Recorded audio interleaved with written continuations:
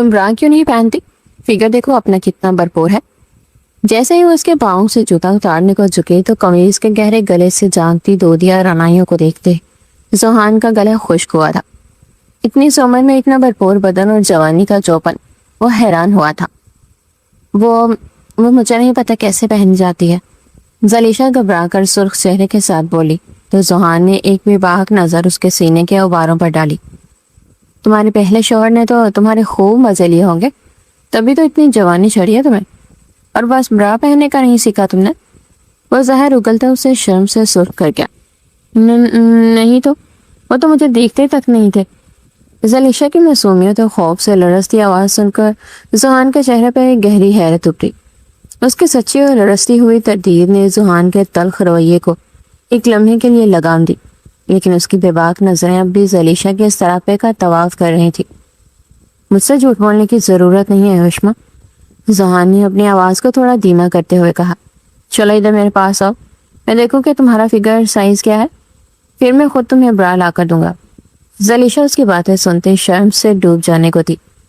وہ اس کے اور قریب ہوا، جس سے زلیشا کا سانس حلق میں اٹک گیا۔ ایک شادی شدہ عورت کو یہ سب باتیں سکھانے کی ضرورت نہیں ہوتی، لیکن تمہیں تو لگتا ہے میرے ہاتھوں سے برا پہننے کا شوق چڑھا ہے۔ بدان پیستے اسے ایک دم کھینچ کر باہوں میں بھر چکا تھا۔ زلیشا نے اپنی نظریں جھکا لی، اس کی آنکھوں میں آنسو تیرنے لگے، اپنی قمیض کے گلے کو اپنے چھوٹے سے ہاتھ سے چھپانے کی ناکام کوشش کر رہی تھی۔ ذوحان کی بے باک نظریں اس کے گہرے گلے میں اٹکی تھی۔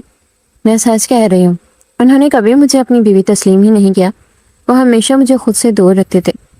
اس کی آواز سسکتی ہوئی آواز میں بدل گئی، جبکہ ذوحان کے ہاتھ اب اس کے وجود پر۔ اس کی نظریں جیسے ہی زلیشا کے خوبصورت چہرے پر پڑی تو وہ ایک لمحے کے لیے دنگ رہ گیا۔ ارباز لالا کی دلہن اتنی کم عمر ہوگی اس نے کبھی سوچا بھی نہیں تھا۔ بے پناہ حسن اور کم سن جوانی اب میں جوبن پر تھی۔ وہ جتنا بھی حیران ہوتا کم تھا۔ زلیشا اس کے نکاح کرنے سے پہلے وہ بہت چیخا چلایا تھا، لیکن کسی نے اس کی ایک نہیں سنی تھی۔ اب اس کی کم سن منکوہا کو دیکھتے ہوئے اس کی آنکھیں حیرت سے کھلی رہ گئی تھی۔ وہ لڑکی کم از کم 16 یا 17 سال کی تھی، لیکن اپنے گداز بڑے بڑے جسم اور اچھی صحت کی وجہ سے وہ اپنی عمر سے بڑی لگتی تھی، خاص طور پر اس کا سانچے میں ڈلا گداز بدن نسوانی حسن سے مالا مال تھی۔ اس سے پہلے ہی نظر میں وہ دیکھتے ہوئے ذوحان اندازہ لگا چکا تھا کہ وہ بنا برا کے تھی۔ برا کیوں نہیں پہنی تم نے؟ اپنی 18 سالہ منکوہا کے جسم کی نازکی کا ابھرا ہوا حصہ واضح ہوتے دیکھ کر ذرا سخت لہجے میں بولا تو زلیشا کانپنے لگی۔ مجھے پہننے نہیں آتی۔ تو کیا آتا ہے تمہیں؟ مردوں کو رجانا؟ لے کر آؤ میں پہناؤں۔ وہ حقارت سے بولا تو زلیشا برا لے کر اس کے قریب آئی۔ اب وہ اس کی شرٹ اتار کر اس کو بھرپور نظروں سے دیکھنے لگا تھا۔ اس کا دودیا جسم دیکھ کر بہتے ہوئے اسے باہوں میں بھرتے گود میں اٹھا کر بیڈ کی طرف بڑھا، بنا کوئی مزاحمت کا موقع دیا وہ اس کی دھڑکنوں پر۔ کراچی کی قدیم اور وسیع و ریز حویلی نما گھر میں خاموشی کا گہرا راج تھا۔ ایک بوجھل اور دنگ گھٹنے والی کیفیت تھی۔ حویلی کے بڑے دیوان خانے میں خاندان کے تمام بڑے جمع تھے، اور ان کے چہروں پر ایک ایسی سنجیدگی تھی جو کسی بڑے طوفان کی پیش خیمہ ہوتی ہے۔ فضا میں سستے تمباکو کے دھوئیں اور گھٹن زدہ سنجیدگی کا بسیرا تھا۔ زلیشا جو 18 سال کی ایک نازک اندام لڑکی تھی جو بس سر جھکائے کھڑی تھی، اس کے وجود پر سیاہ لباس تھا جسے وہ گزشتہ 4 ماہ سے پہن رہی تھی۔ اس کی عدت کے دن ختم ہو چکے تھے، مگر زلیشا کے روح جیسے ابھی تک زخمی تھی۔ ابھی کچھ ستم باقی تھے۔ ارباز خان کی موت کو 4 ماہ بیت چکے تھے۔ ارباز جو اس سے عمر میں 2 گنا بڑا تھا، اس کے باپ کی عمر کا تھا، ایک کار حادثے میں جان کی بازی ہار گیا تھا۔ زلیشا کے لیے ارباز خان کی پوری رات ایک پہیلی تھی۔ وہ کچی عمر کی نازک کلی تھی، اور وہ پختہ عمر کا ایک ایسا مرد تھا جس نے گاٹ گاٹ کا پانی پیا تھا، جسے دنیا داری کی سمجھ تھی۔ اس نے کبھی ارباز کی آنکھوں میں نرمی اور محبت نہیں دیکھی تھی، صرف ملکیت کا احساس دیکھا تھا جو سمیر زادے کو اور بھی مغرور بنا دیتا تھا۔ دیوان خانے کے وسط میں بیٹھے خاندان کے سربراہ خان سلیم نے اپنا حقہ رکھا اور ایک گہری اور تیکھی نظر زلیشا پر ڈالی۔ ان کے پاس ہی ایک نوجوان بیٹھا تھا جس کے چہرے پر شدید بیزاری اور غصے کے آثار نمایاں تھے۔ یہ ذوحان تھا، ارباز کا چھوٹا چچا زاد بھائی، جو ابھی حال ہی میں اپنی اعلیٰ تعلیم مکمل کر کے واپس آیا تھا۔ ذوحان کی سوچ اس حویلی کے بوسیدہ روایات کے بالکل برعکس تھی۔ وہ ایک آزاد خیال اور خود مختار نوجوان تھا جس نے باہر کی دنیا دیکھی تھی اس نے مغرب کی آزادی اور مشرق کی پابندیوں کا فرق بہت قریب سے محسوس کیا تھا۔ ذوحان کو اس ماحول میں بیٹھنا اب ایک اذیت محسوس ہو رہا تھا۔ ذوحان، خان سلیم کی باری آواز گونجی تو اس نے پہلو بدلا۔ فیصلہ ہو چکا ہے، یہ گھر کی بیٹی ہے ذوحان، ارباز کی بیوہ، اور ارباز کے جانے کے بعد اس کی ذمہ داری تمہارے ساتھ آتی ہے، کیونکہ ارباز نے تمہیں اپنے بچوں کی طرح سنبھالا ہے، اسے تم پر بہت بھروسہ تھا، اور اب ارباز کے جانے کے بعد اس کا سہارا اب تم ہو۔ یہ یتیم بچی ہے، اس کے ماں باپ اس دنیا میں نہیں رہے، اگر ہم نے اسے کسی اور کے حوالے کیا تو خاندان کی عزت سڑکوں پر آئے گی۔ لوگ کیا کہیں گے کہ ارباز کی بیوی یوں در بدر بھٹک رہی ہے؟ یہ حویلی، یہ زمینیں، یہ زلیشہ سب تمہارے حوالے ہے۔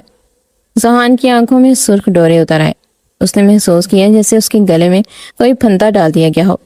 وہ اپنی جگہ سے بچھلی کسی تیزی سے اٹھ کھڑا ہوا۔ ابا، یہ ممکن نہیں، میں اس لڑکی کو کسی صورت قبول نہیں کر سکتا۔ میں ایک آزاد خیال مرد ہوں، اپنی زندگی بھرپور طریقے سے جینا چاہتا ہوں۔ آپ کی رسم و رواج اور اس کے خاندانی دولت کی بیڑیاں مجھے نہیں روک سکتی۔ مجھے مجبور مت کریں کہ میں انتہائی قدم اٹھاؤں۔ اور ویسے بھی ارباز لالا کی بیوہ سے شادی کرنا میرے لیے گناہ ہے، کیونکہ میں انہیں سگے بھائیوں سے بڑھ کر چاہتا تھا۔ میں زلیشہ کو نکاح میں نہیں لے سکتا، یہ بہت چھوٹی ہے مجھ سے۔ یہ میرے بھائی کی بیوہ ہے، میری ذمہ داری ہو سکتی ہے، لیکن میری بیوی نہیں۔ یہ سراسر ظلم ہے، میں اسے قبول نہیں کروں گا۔ اس کی آواز میں تڑپ تھی جو شاید خاندان کے بڑوں کے لیے کوئی معنی نہیں رکھتی تھی، کیونکہ اس کے لفظوں سے کسی کے چہرے کے تاثرات نہیں بدلے تھے۔ وہ بول کر اب خاموش ہو چکا تھا، کوئی بھی اس کی بات سے متفق نظر نہیں آ رہا تھا، جبکہ زلیشہ جو اب تک سر جھکائے کھڑی تھی، ذوحان کی آواز سن کر کانپ اٹھی۔ اس کا دل زور زور سے دھڑک رہا تھا۔ وہ دل ہی دل میں خدا کے شکر گزار تھی کہ ارباز جیسے خناٹ شخص سے اس کا پیچھا چھوٹ گیا تھا۔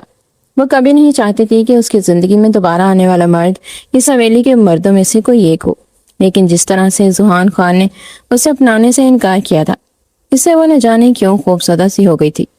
لیکن وہ یہ نہیں جانتی تھی کہ اس کے قسمت کا گردش کرتا ستارہ اس کے نصیب کو اس کے مقام پر لے جائے گا، جہاں اس کے لیے زندگی مزید تلخ ہونے والی تھی۔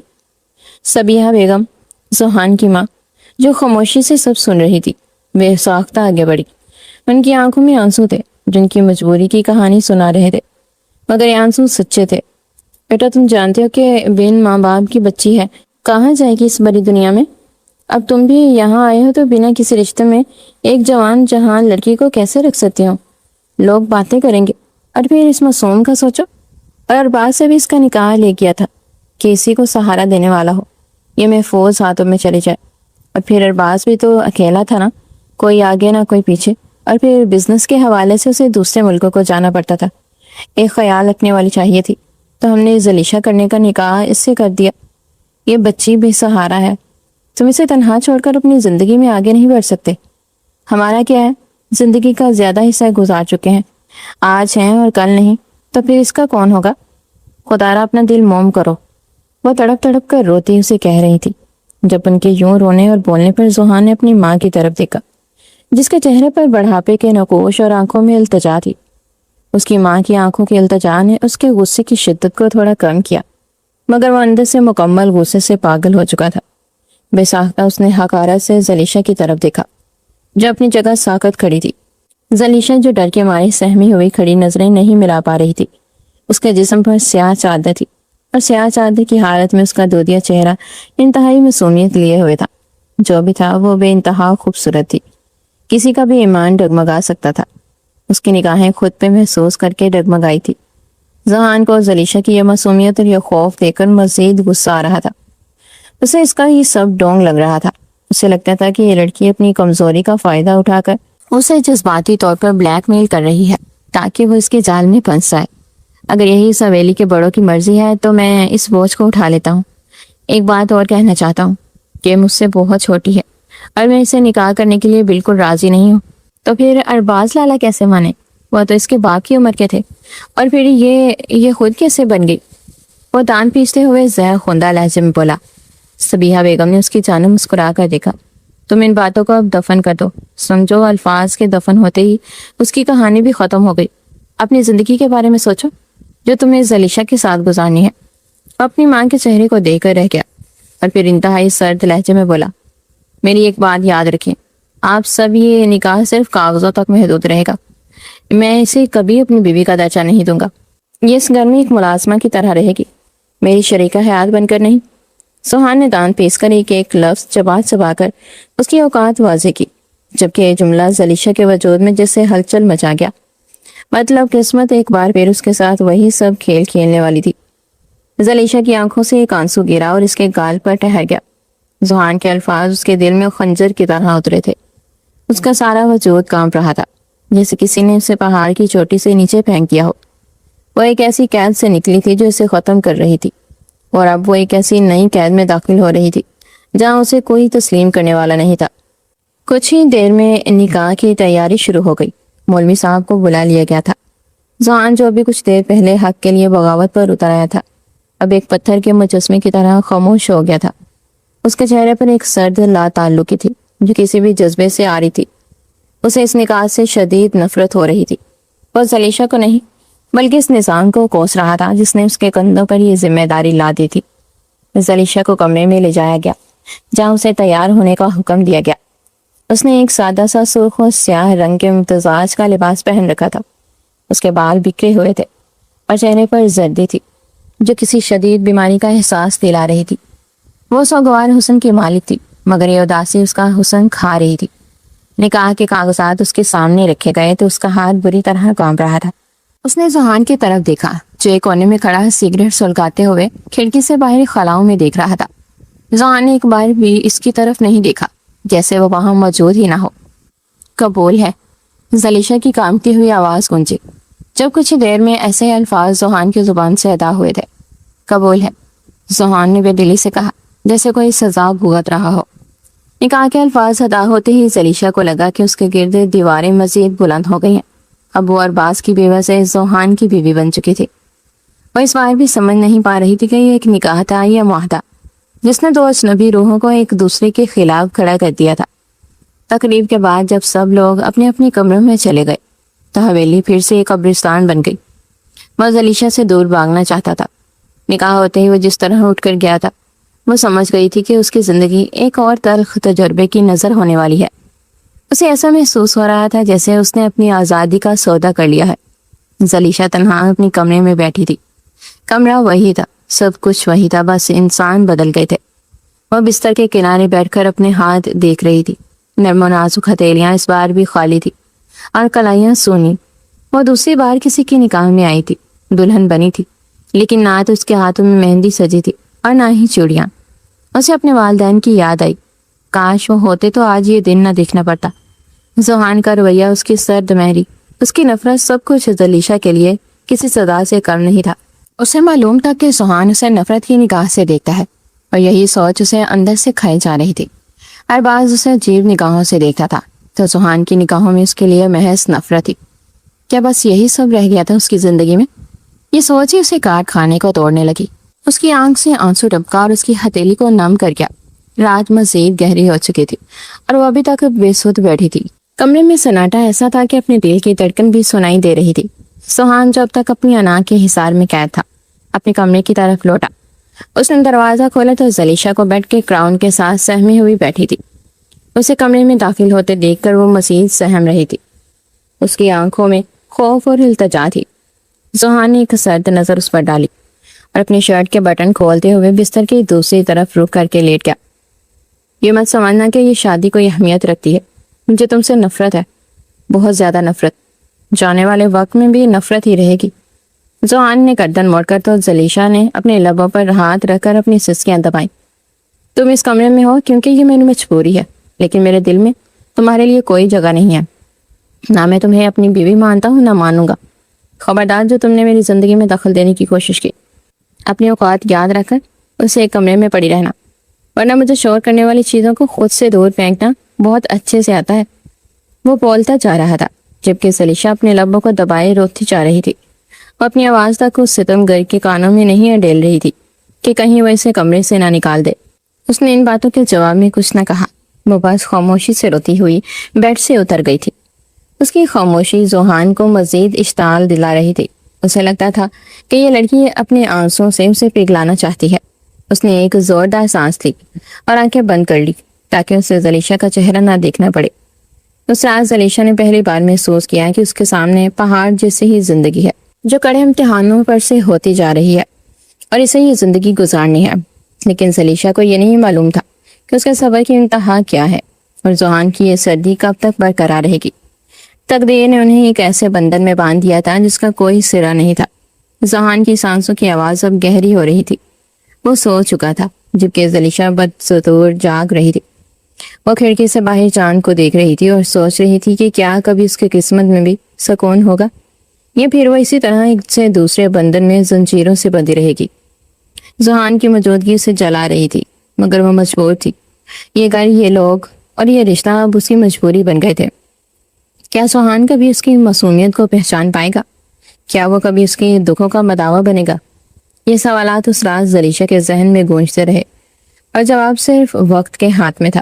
زلیشا نے اپنی آنکھیں بند کر لی لیکن نیند اس کی آنکھوں سے کوسوں دور تھی۔ اس کی زندگی کا ایک نیا اور کٹھن سفر شروع ہو چکا تھا جس کا انجام کیا ہوگا یہ تو صرف تقدیر ہی جانتی تھی۔ زندگی میں آنے والے ایک نئے دن کا آغاز شروع ہو چکا تھا۔ صبح کے 7 بج رہے تھے۔ ذوحان نے آنکھیں کھولی تو کچھ معمول سے ہٹ کر محسوس ہوا مگر پھر کچھ یاد آنے پر وہ ایک جھٹکے سے بستر سے اٹھ کر بیٹھ گیا۔ اسے یاد آیا کہ وہ اکیلا نہیں ہے۔ اس نے دائیں جانب دیکھا جہاں زلیشا فرش پر سر جھکائے بیٹھی تھی۔ زلیشا کے بال بکھرے ہوئے تھے اور وہ اپنے ہاتھوں کی انگلیوں کو آپس میں الجھائے ہوئے تھی۔ ذوحان نے اسے دیکھا اور فوراً نظریں پھیر لی۔ اپنا تکیہ اٹھاتے اس نے صوفے پر پھینک دیا۔ بستر سے اٹھتے بغیر اسے ایک لفظ کہے وہ واش روم کی طرف بڑھ گیا۔ زلیشا نے سر اٹھا کر اسے جاتے ہوئے دیکھا تو اس کے ہونٹ ہلکے سے کپ کپائے مگر کوئی آواز نہیں نکلی۔ اٹھی اور تیزی سے بستر کو سمیٹا۔ اس نے چادر طے کی اور اسے الماری کے ایک کونے میں رکھ دیا۔ ابھی وہ دوسرا کام کرنے ہی والی تھی کہ کمرے کا دروازہ ایک جھٹکے سے کھلا۔ اندر داخل ہونے والے وجود نے زلیشا کو کپڑے سمیٹتے دیکھا تو ایک طنزیہ مسکراہٹ ان کے چہرے پر پھیل گئی۔ تم ابھی تک یہی ہو؟ ذوحان کے باہر نکلنے کا انتظار کر رہی ہو کیا؟ انہوں نے زلیشا کی طرف بڑھتے ہوئے پوچھا تو زلیشا نے سر جھکاتے اپنا سر نفی میں ہلایا۔ نہیں امی، میں بس کمرہ صاف کر رہی تھی تاکہ ان کے آنے سے پہلے وہ اپنی صفائی ہی دینے والی تھی کہ صبیحہ بیگم نے اس کا بازو پکڑ کر زور سے مروڑ ڈالا تھا۔ امی، وہ درد سے کرا اٹھی تھی۔ مجھے امی مت کہو، وہ رشتہ ختم ہو چکا ہے۔ اب تم اس گھر کی بہو ہو اور بہوؤں کا کام کیا ہوتا ہے یہ تم بہت اچھے سے جانتی ہو۔ کوئی پہلی بار تو دلہن نہیں بنی ہو نا؟ اب میں تمہیں ہر وقت کمرے میں گھسی ہوئی نہ دیکھوں۔ تم یہاں صرف رات کے وقت سونے کے لیے آیا کرو گی اور یہ بھی صرف دنیا کو دکھانے کے لیے ہوگا۔ اب جاؤ اور جا کر سب کے لیے ناشتہ بناؤ۔ ذوحان کے لیے ناشتہ اس کے کمرے میں پہنچا دینا۔ صبیحہ بیگم نے انتہائی غصے سے کہتے ہوئے اس کے کلائی کے جھٹکے سے چھوڑی تھی۔ زلیشا کی آنکھیں لبالب پانی سے بھر گئی۔ ایک ماں کا رشتہ ہی تو بچا تھا، کیا اب وہ بھی نہیں رہا تھا؟ بنا کچھ بولے زلیشا نے اس بات میں سر ہلایا اور تیزی سے باہر نکل گئی۔ ذوحان واش روم سے نکلا تو اپنی ماں کو کمرے میں دیکھ کر چھڑ گیا۔ آپ یہاں کیا کر رہی ہیں؟ اس نے ٹاول سے اپنے بال سکھاتے ہوئے پوچھا تو صبیحہ بیگم صوفے پر بیٹھتی اس کی جانب متوجہ ہوئی۔ میں نے اسے نیچے بھیج دیا ہے ناشتے کے لیے۔ زندگی میں بہت آرام کر لیا ہے اس نے کبھی کسی کام کے لیے نہیں کہا تھا لیکن اب یہ گھر کے سارے کام کرے گی۔ مفت کی روٹیاں تو اسے میں نہیں توڑنے دوں گی۔